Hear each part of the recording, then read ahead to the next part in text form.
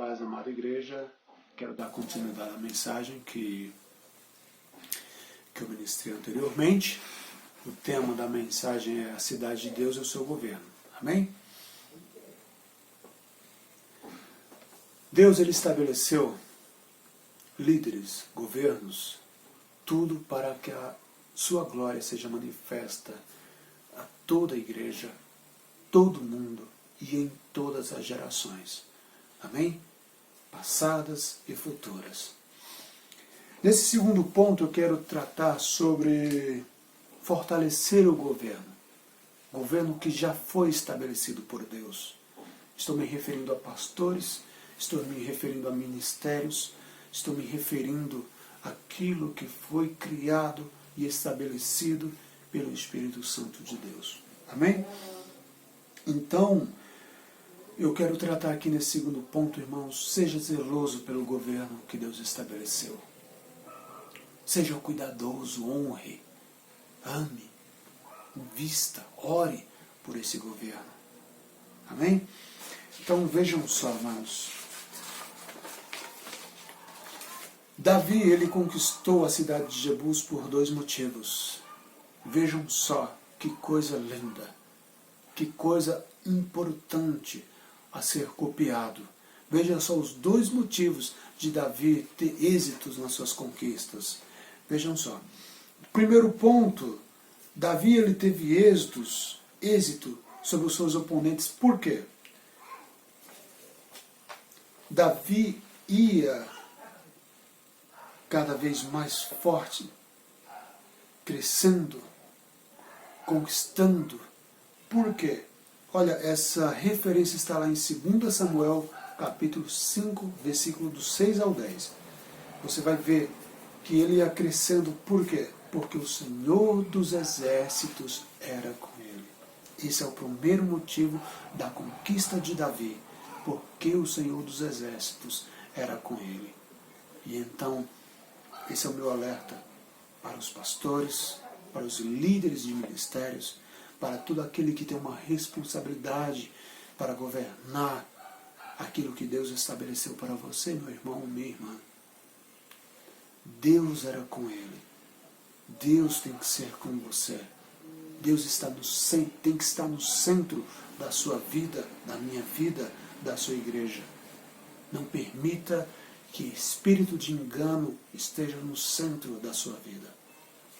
É Deus. Esse é o motivo do sucesso de um grande líder, de um grande ministério, de uma grande cidade e de uma sociedade viva, de uma sociedade que faz a diferença. Amém? O segundo motivo é Davi, ele tinha com quem contar. E essa referência eu quero ler com os irmãos. Ela está lá em 2 Samuel capítulo 5, versículo 1, que diz assim, ó, então todas as tribos de Israel vieram a Davi e a Hebrom e falaram dizendo, eis-nos aqui, teus ossos e tua carne somos. O que isso quer dizer, meu irmão? Eis que estamos aqui, teus ossos e tua carne somos. Se trata de corpo. Se trata de corpo. Lembra que o apóstolo Paulo ele faz essa referência de que a igreja é um corpo unido, é um corpo ligado, onde a cabeça é Jesus, onde Ele que nos direciona. Então somos membros do corpo de Cristo. E esse povo estava dizendo assim, olha, somos teus ossos, somos a tua carne, a tua luta é a minha luta, a tua necessidade é a minha necessidade. Onde fores, como diz Ruth a Noemi, onde fores irei eu, o teu Deus é o meu Deus. Então, amados, note muito bem que um grande líder, ele precisa estar com Deus no centro, conduzindo. Um grande líder, ele precisa de pessoas que o ajudem. Ele precisa de soldados fiéis. Ele precisa de pessoas que o incentivem e estejam unidos com ele. Então, seja essa pessoa para o seu líder. Seja essa pessoa que soma, pessoa que faz a diferença. Então vejam só, em outras palavras, todos eles, essas tribos, eles estavam firmando uma aliança com o seu rei, dizendo, nós somos um.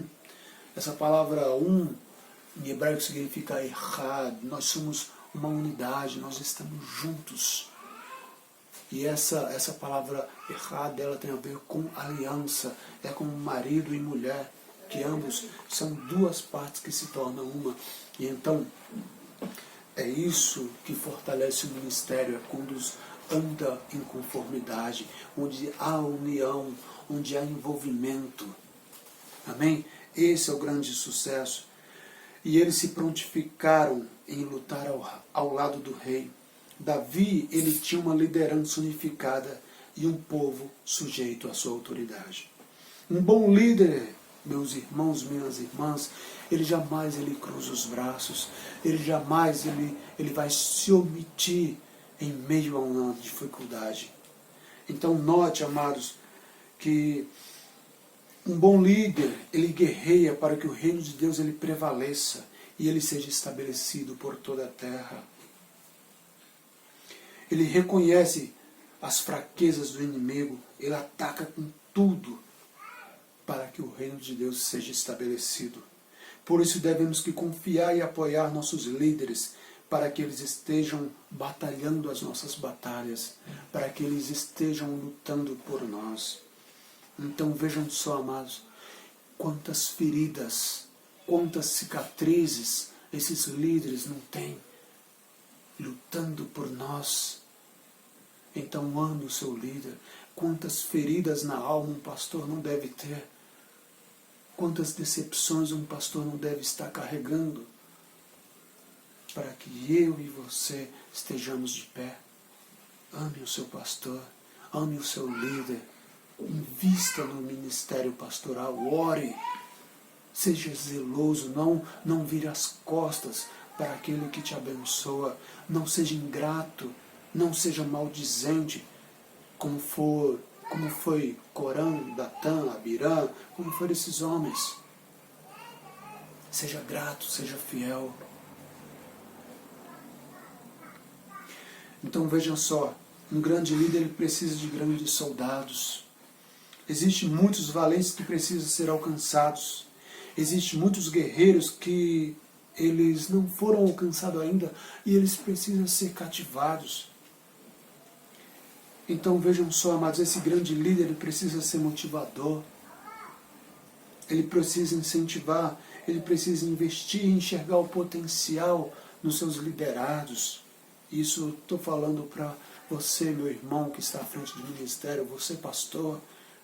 Invista nos seus liderados, honre os seus liderados, invista. Então, qual é o motivo da nossa luta? Nós, como igreja, nós, como cidade de Deus, nós lutamos pela expansão do reino de Deus e pela propagação do Evangelho de Cristo. Essa é a nossa maior causa, essa é a nossa maior prioridade. Lute pelo governo de Deus. Isso vale para você, líder de ministério. Isso vale para você, membro, aquele que se acha simples. Você faz a diferença também, meu irmão. Você é importante nessa luta. Você tem uma função principal. Seja um intercessor, ore pelo seu líder. Isso é uma grande importância. Jejue pelo seu líder. Um grande ministério, ele depende de pessoas. Eu me recordo das aulas de seminário, que alguém chegou para Spurgeon, perguntando qual era, se eu não me engano é Spurgeon, se depois façam essa pesquisa, se eu estiver errado, mas perguntaram qual era a importância da sua pregação, por que suas pregações eram tão importantes, e então ele levou esses irmãos numa sala que fica lá embaixo da sua igreja, e lá eles viram mulheres prostradas, mulheres de joelho, orando e intercedendo pelo seu pastor. Sejamos nós intercessores pelos nossos líderes, pastores, pelos nossos representantes. Então vejam só, amados, Essa é a nossa maior causa. Lute pelo ministério que está à frente. Lute pela igreja que está à frente da sua vida, que está lutando por você. Então, quero tratar também aqui que Deus ele quer mudar a nossa história. Assim como foi Davi. Davi ele não somente mudou a história de Jebus. Veja só que o nome Jebus era pisada, lugar de debulhar. E então Davi ele muda a história dessa cidade. Ele converte a história dessa cidade e ele lhe dá um novo nome, um nome para Jerusalém. Jebus, que era um lugar de pisada, agora ela torna-se ser a cidade do grande Deus. E eu glorifico a Deus por isso, porque o nosso Deus, Ele quer mudar a nossa história. Se você tem uma vida de fracasso, note bem isso, amado, presta atenção. Se você teve uma vida de fracasso, está vivendo uma vida de fracasso, nós estamos vivendo numa epidemia chamada coronavírus. E Deus ele quer mudar a nossa história. Talvez isso seja um alerta de Deus. E eu digo que é um alerta de Deus. Deus tratando conosco, nos orientando. Deus nos chamando a atenção para que nós venhamos sair do nosso comodismo, do nosso mundinho fechado e dar atenção àquilo que realmente é relevante. Ele quer mudar a nossa história de fracasso e fazer de nós uma cidade edificada sobre a rocha que é Cristo. Então Deus quer mudar a nossa história. Ele quer converter a altivez em submissão, o orgulho em humildade, a mentira em verdade, e o pecado que antes governava essa cidade, Ele quer fazer com que isso seja destronado, estipado, arraigado, tirado, exterminado e colocar o governo divino, porque esse produz vida, esse produz saúde para as nossas almas. Amém? Então, esse ponto eu quero que o irmão e a irmã prestem muita atenção, que é muitíssimo importante. Veja só, qual é a função das muralhas? Qual é a função das muralhas? Sabemos que as muralhas é para nos proteger dos ataques de fora, mas enquanto aos ataques que vêm de dentro? Veja só, amados, quando nós vemos o perigo vindo de fora, é muito fácil nos preparar, é muito fácil levantar uma cerca, levantar o muro e comprar armas, etc., se munir, levantar tudo, tal, chamar a polícia, etc., quando a gente sabe, o ladrão fala, olha, amanhã eu vou assaltar a sua casa. Então a gente já se prepara para isso, é muito fácil. Mas e quanto aos ataques que vêm de dentro? Daqueles que a gente menos espera? Olha, amado, presta atenção nisso, isso é muito importante. Quantos ministérios têm sido destruídos por aqueles que estão dentro? Lembra daquela frase, até tu, Brutus, meu filho, aquele que ele apunhala, aquele da própria família que o apunhala pelas costas. Que nós não sejamos dessa forma, mas que nós venhamos aprender a blindar os nossos pastores, os nossos representantes, a nossa igreja, os nossos líderes, desses ataques. E lembre-se, meu irmão, minha irmã, que o pecado de murmuração ele nasceu no coração de Satanás. E isso é muito sério, esse ponto é muito sério. Neutralize os ataques que vêm de dentro. Não dê ouvidos à fofoca, não dê ouvidos a calúnias, à difamação. E isso não tem nada a ver com ser justo, não tem nada a ver com justiça. O único que tem uma justiça infalível é Deus. Zele, ame o seu líder. Então, seja grato, ore por ele, ore pela família dele, ore pela liderança da igreja, seja honrável, não despreze aquilo que Deus te deu, a tua língua que ela seja para abençoar, não para difamar. Então nós temos liberdade para fazermos críticas, e a Bíblia ela endossa isso.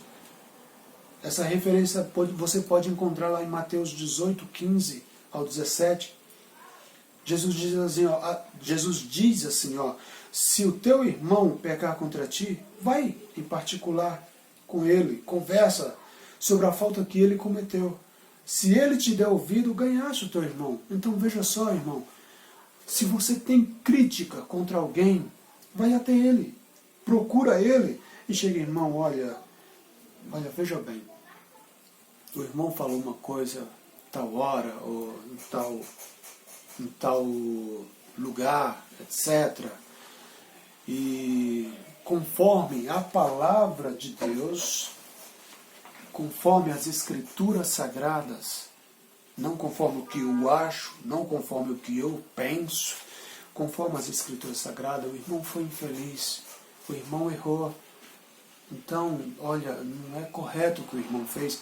Então, isso é uma crítica construtiva. É uma crítica que ela soma, ela produz, e não é uma crítica que ela vai denigrir. Pelo contrário, ela vai enaltecer. Então, amados, a crítica ela deve ser construtiva, que soma, que acrescenta e que fortalece o ministério. Esteja preparado para os constantes ataques no mundo espiritual, onde os quais são constantes. Então veja só, a cidade ela só terá êxito se ela estiver fortificada no Senhor. Sua segurança e fortaleza ela deve estar em Deus. Então dê lugar às coisas de Deus, dê lugar ao Espírito de Deus. E não dê lugar a fofocas, a mexericos, não dê lugar a calúnias, a difamação, porque isso é alimentar aquilo que começou com Satanás. Infelizmente isso é muito crítico, é muito sério, é muito grave. Não dê lugar a isso, meu irmão, minha irmã. Aprenda a valorizar aquilo que Deus te deu. Amém? Então, quando se trata de batalhas, não podemos simplesmente cruzar os braços e esperar que alguém lute por nós.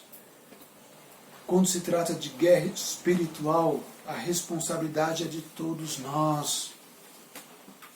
Temos que se unir em oração, jejum, envolvimento, comprometimento e dedicação no reino de Deus. Davi deixou os civis protegidos, e na linha de frente estavam os seus soldados. Os líderes, os valentes de Davi, os homens que literalmente entregavam as suas vidas para que o reino ele fosse estabelecido, para que a vontade de Deus fosse estabelecida. Enquanto as mulheres grávidas, as mulheres, as crianças, os velhos, os anciões, eles estivessem protegidos, outros estavam lutando essas lutas. Então não cruze os braços para aquilo que Deus, para a responsabilidade que Deus te deu. Isso vai para você, meu irmão, você que tem um dom, você que tem um talento, não os enterre. A igreja ela necessita de você. Some. Sabe, a igreja precisa de valentes. Aquele segundo ponto que eu falei, que a fortaleza de um ministério ela está em Deus estar no centro, e a segunda de termos bons representantes. Então a igreja ela necessita da sua ajuda, meu irmão. Você é uma forte, sabe, você é muito importante para que isso aconteça, para que essa obra ela tenha êxito, para que esse governo ele tenha êxito. Então, a igreja ela depende da sua ajuda, ela depende do seu comprometimento. Amém? Então, eu quero deixar uma simples reflexão que diz assim, o que você tem feito em prol do reino de Deus? Essa pergunta ela é muito importante. O que você tem feito, meu irmão, minha irmã, em prol do reino de Deus? Não espere que outro lute a sua luta. Não espere que os outros se posicionem e ocupem o lugar que deveria ser seu. Jesus disse em Lucas 10, versículo 2, grande é a seara, mas poucos são os ceifeiros. Se você não tiver capacidade, pensa a Deus que Ele te dá.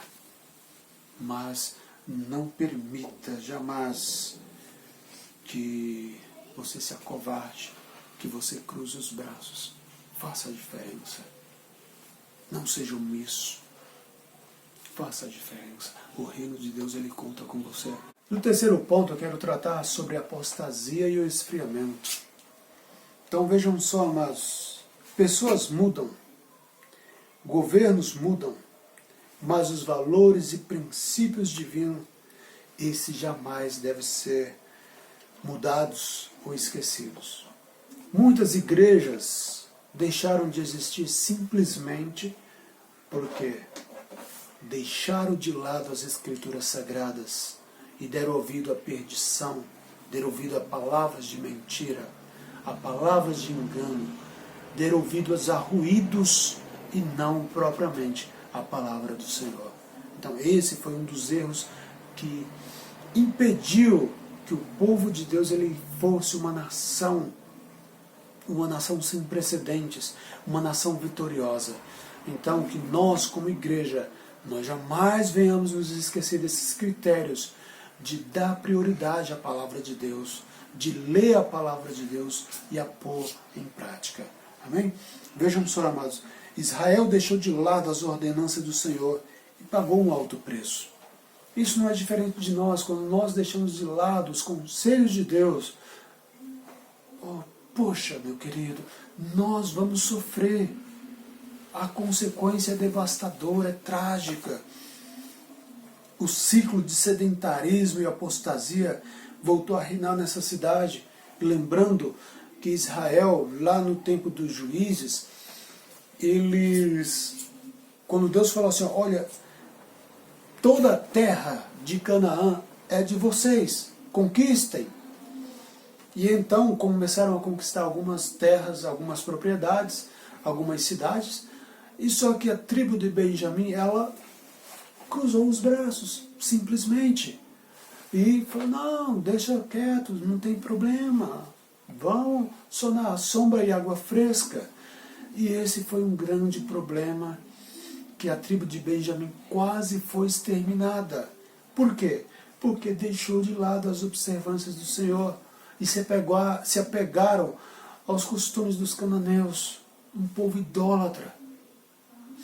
Então esse foi um dos maiores motivos que causou a queda do povo de Deus. Então vejam só, amados, Deus mandava um governo tirano por conta do esfriamento, por conta de que esse povo esqueceu das ordenanças de Deus. Então o povo ia lá, se humilhava, pedia perdão para Deus, Senhor, nos perdoa, nós queremos voltar a ter intimidade contigo, nós queremos voltar a ser uma igreja viva. E então Deus ele mandava um juiz, Deus mandava um salvador para essa cidade, para esse povo. E então o povo novamente se acomodava, via que Deus estava no negócio, via que Deus tinha protegido, agora nós temos Deus, então não precisamos fazer mais nada, esquece compromisso, esquece responsabilidade, vamos cruzar os braços, simplesmente. E então esse foi um dos maiores causadores da destruição do povo de Israel, porque eles voltaram a viver nesse ciclo. Israel, ela foi chamada cidade do grande Deus. Israel, ela foi chamada de Sião, a cidade do grande Deus, a fortaleza de Sião, as muralhas que nunca se acabam. E infelizmente, o que nós temos hoje como prova disso é as muralhas da lamentação que está lá em Jerusalém, em Israel. Então vejam só, amados, a nossa confiança, a nossa segurança, ela não está nas nossas muralhas, ela não está na nossa intelectualidade. A nossa confiança ela está em Deus, ela está no governo de Deus. Então note só, Oséias, no capítulo 4, versículo 4 ao 6, ele vai dar a seguinte advertência. O Senhor Deus diz: não acusem nem repreendam do meu povo, a minha acusação é contra vocês, sacerdotes. Dia e noite vocês andam sem rumos, e os profetas fazem o mesmo. Vou acabar com Israel, a mãe de vocês. O meu povo não quer saber de mim, por isso está sendo destruído. E vocês, sacerdotes, também não querem saber de mim e esqueceram as minhas leis. Portanto, eu não os aceitarei, mas como meus sacerdotes, nem os aceitarei nem os aceitarei os seus filhos como meus sacerdotes. Então vejam só, meus queridos irmãos e irmãs, o povo, os líderes que eram representantes de Deus, que deveriam fazer a diferença, eles estavam roubando, eles estavam saqueando, eles estavam fazendo aquilo que desagradava a Deus. A língua enrolou um pouquinho, mas vamos dar continuidade. Então, eles fizeram aquilo que desagradavam a Deus. Está vendo? Saiu a palavra. Desagradaram a Deus. E, infelizmente, não é diferente de hoje. Nós vemos líderes que estão levando as pessoas para caminho de perdição. Líderes que deveriam ser um referencial. Líderes que deveriam fazer a diferença estão levando as pessoas para o mau caminho, oferecendo aquilo que Deus não ofereceu, pregando aquilo que Deus não falou para pregar. E, infelizmente, esses líderes eles vão ser punidos severamente. Ai daqueles líderes que forem corrigidos pela mão do Senhor. Ai desses. Então, amados, não permitas que a sociedade seja governada pelo pecado ou pelo egoísmo. Não deixe que o seu ego seja maior do que a voz de Deus, seja maior do que a vontade do Espírito de Deus em nos governar. Sejamos, pois, imitadores de João Batista, que disse aquela frase que é cantada, que é citada por muitos pregadores: o importante é que ele cresça e que eu diminua. Que nós viemos viver essa pregação de João Batista.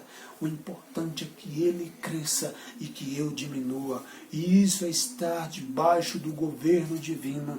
E isso é ser uma cidade governada pelo Deus Altíssimo.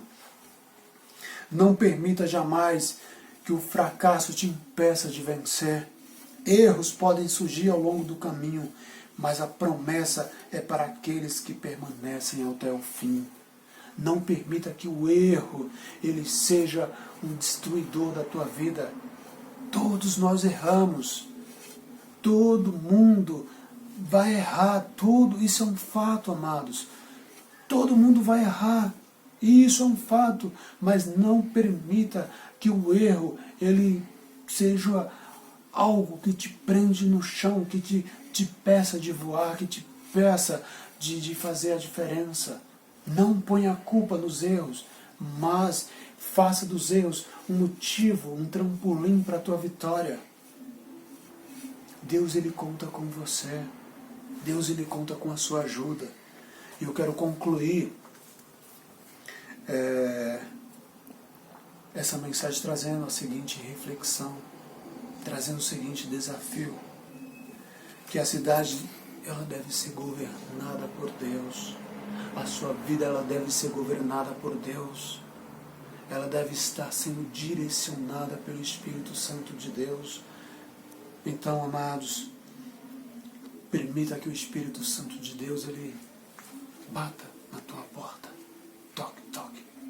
E que você possa abrir a porta do seu coração para Ele, para que Ele possa entrar, Apocalipse 3:20, e fazer a diferença.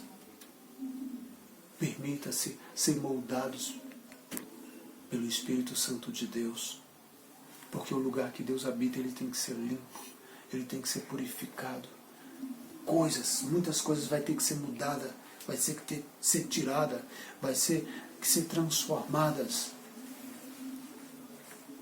Então, para que o governo de Deus ele seja significativo na nossa vida, primeiro nós precisamos abrir a porta do nosso coração para que ele possa entrar e fazer a diferença.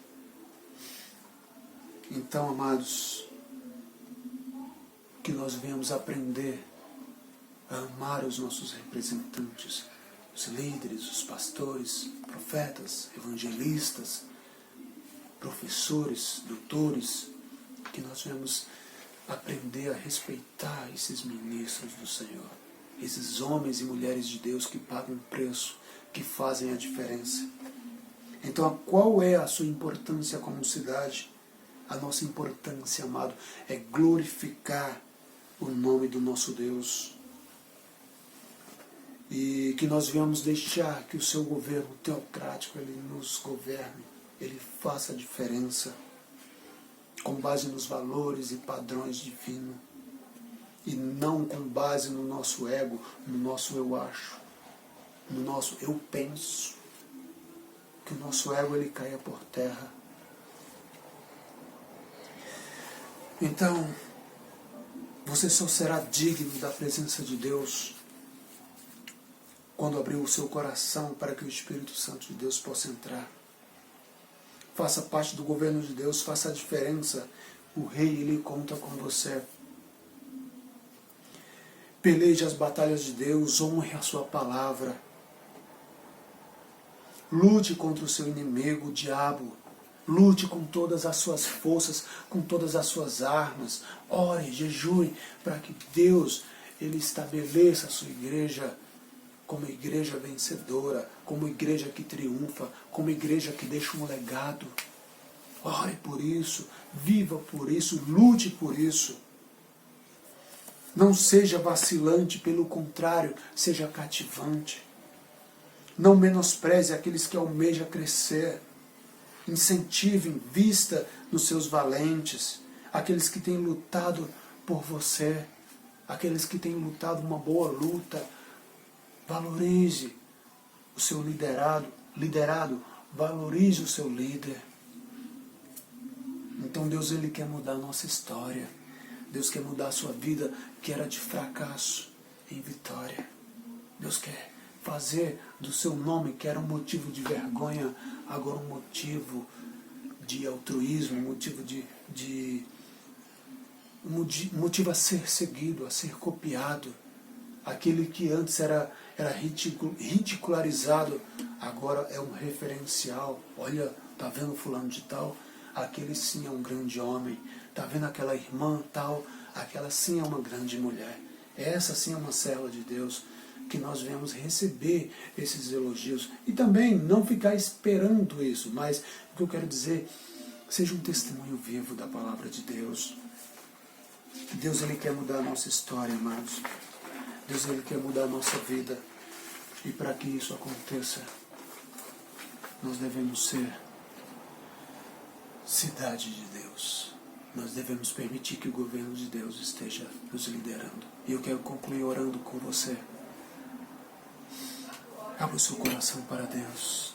Senhor Deus, esse irmão, essa irmã que ouviu nesse momento essa ministração, essa palavra, que esse irmão, essa irmã, ele vem estar suscetível, está aberto para que a palavra de Deus ela surta efeito, ela promova resultado, ela promova diferença. Oh Deus, ajuda, Senhor. Oh Deus, ajuda aquele que está caindo, aqueles que estão vacilantes, Senhor, fortalece, Senhor. Aquele ministério que está, Senhor, sendo confrontados, ó Pai. Aqueles líderes que carregam feridas na alma. Fortalece, Senhor. Ó Deus, quantos suicídios têm acontecido entre líderes, entre pastores. Nós te pedimos para que o Senhor mude esse quadro. Nós oramos, ó Pai, para que o Senhor venha levantar obreiros, cefeiros para a tua seara. Para que vidas sejam verdadeiramente guiadas pelo teu Espírito Santo. Oh Deus, visita, Senhor, cada lar que está, Senhor, nesse momento sendo, ó Pai, vítima do coronavírus, vítima de uma perda, ó Pai. Ó Deus, quantos lares estão passando por necessidades agora. Visita, Pai. Traz alento, traz conforto, traz paz. Traz, ó Deus, o teu refrigério. Em nome de Jesus, nós oramos e te agradecemos, confiando que o Senhor tem o melhor para nós, que o Senhor tem a resposta para as nossas vidas. Em nome de Jesus. Amém e amém. Graças a Deus. Receba essa palavra, meu irmão, minha irmã, como alento para as vossas vidas, para a vossa